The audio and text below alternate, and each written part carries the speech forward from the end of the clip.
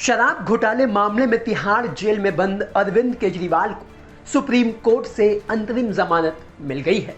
इससे पहले भी चुनाव के दौरान सुप्रीम कोर्ट ने अरविंद केजरीवाल को अंतरिम जमानत दी थी।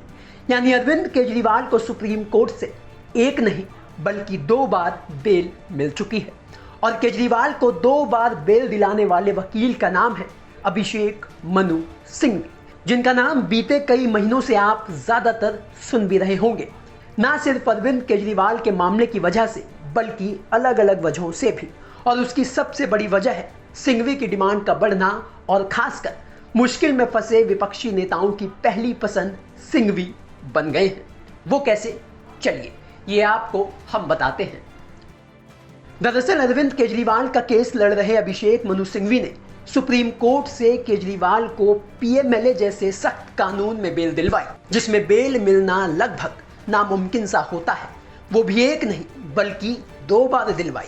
सिंघवी ने केजरीवाल के मामले में ईडी के हर आरोप के खिलाफ जबरदस्त दलील दी।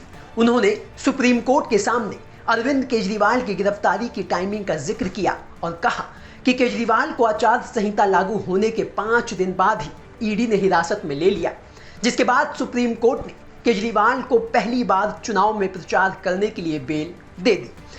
2 जून को सरेंडर करने के बाद केजरीवाल को बेल दिलाने के लिए इस बार ईडी की गिरफ्तारी को ही अवैध बताते हुए सिंघवी ने केजरीवाल का ऐसा पक्ष रखा कि सुप्रीम कोर्ट को दोबारा बेल देनी पड़ी। यही नहीं, अरविंद केजरीवाल के जेल जाने के बाद पार्टी में जान फूंकने वाले संजय सिंह को भी सिंघवी ने ही सुप्रीम कोर्ट से बेल दिलवाई थी। वो भी तब जब उनकी बेल लोअर कोर्ट और हाई कोर्ट से खारिज हो गई थी। सत्येंद्र जैन को भी मनी लॉन्ड्रिंग के मामले में सिंघवी ने सुप्रीम कोर्ट से अंतरिम जमानत दिलवाई थी। तो वहीं दिल्ली के पूर्व डिप्टी सीएम मनीष सिसोदिया का भी केस सिंघवी ही लड़ रहे हैं, जिन्होंने जमानत के लिए एक बार फिर सुप्रीम कोर्ट का रुख किया है। ये तो बात हुई आम आदमी पार्टी के उन शीर्ष नेताओं की जिनके जेल जाने के बाद सिंघवी ने उन्हें राहत दिलवाई। ऐसे और भी कई राजनीतिक मामले हैं, जब भी किसी बड़े नेता पर संकट आया तो उन्होंने सिंघवी को ही याद किया।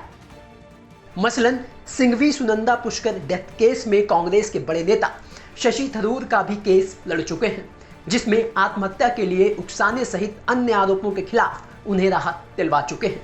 सिंघवी ने आईएनएक्स मीडिया केस में पूर्व केंद्रीय मंत्री और कांग्रेस के बहुत बड़े नेता पी चिदंबरम का भी प्रतिनिधित्व किया था, जिसमें उन पर भ्रष्टाचार और मनी लॉन्ड्रिंग के आरोप लगे थे।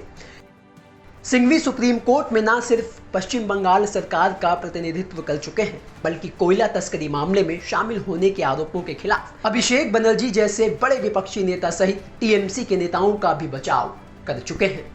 यही वजह है कि 2014 के बाद से ही ईडी और सीबीआई के केसों में फंसे विपक्षी पार्टियों के बड़े नेताओं के केस लड़ने के लिए पहली पसंद सिंघवी बन गए हैं। खासकर आम आदमी पार्टी के, जिनके मुखिया से लेकर जेल में बंद सभी बड़े नेताओं का केस अभिषेक मनु सिंघवी लड़ रहे हैं। ब्यूरो रिपोर्ट, दिल्ली तक।